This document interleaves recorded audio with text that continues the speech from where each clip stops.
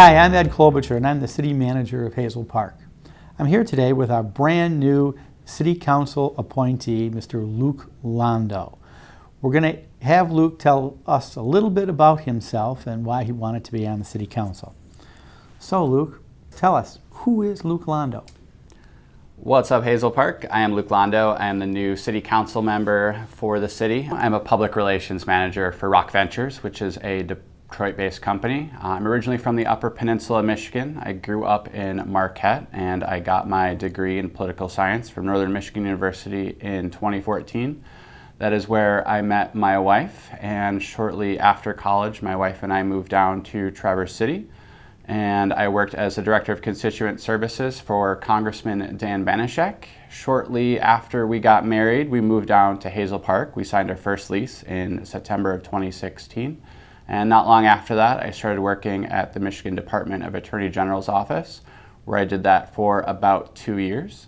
I'm passionate about the outdoors. I love getting outside as much as possible.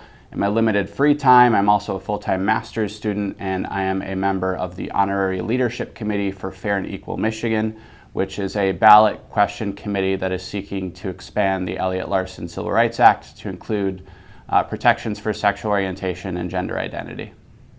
So Luke, why did you apply to be on the Hazel Park City Council? I applied to be on the Hazel Park City Council because I care. I'm passionate about public service. It's in my blood. I've been doing positions like this most of my life, and I figured it would be a good opportunity for a millennial like myself to be an active participant in the process. I think there's not nearly enough young people that are interested in government really at any level. And also, it's important to join a really great team. We're lucky to have a council full of talented individuals as well as a city staff that is absolutely excellent. So what better opportunity than to join a team that is already excellent? Well, I can't argue with a great answer like that.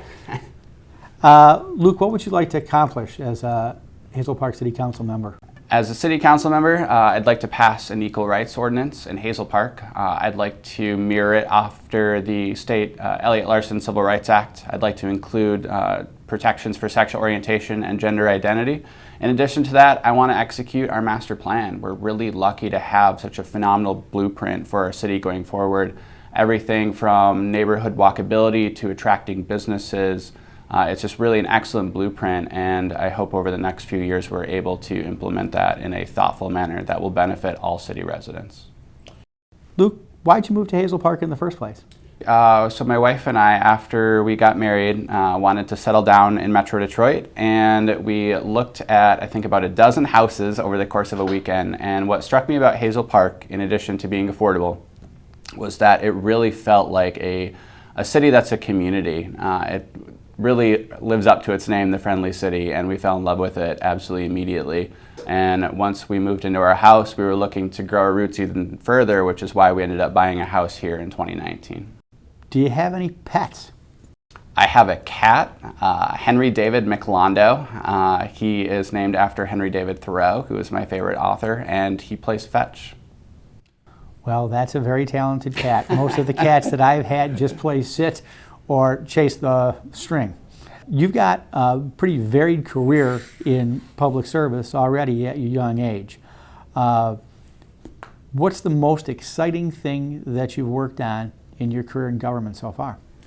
While I was working for Congressman Banashek, I had a case of an individual who was looking to get retroactive payment from the VA. They got a rating increase, and they were due retroactive pay, and the VA was fighting them on it every step of the way. So I went back and forth with the VA for about a year, almost an entire year, and finally they saw the error of their ways, and this individual ended up getting about $120,000 in back pay, and it absolutely changed their life. It really was helpful for the family. They were able to get the veteran into more suitable housing and adapt the house for ADA compliance, and it was very, very worthwhile.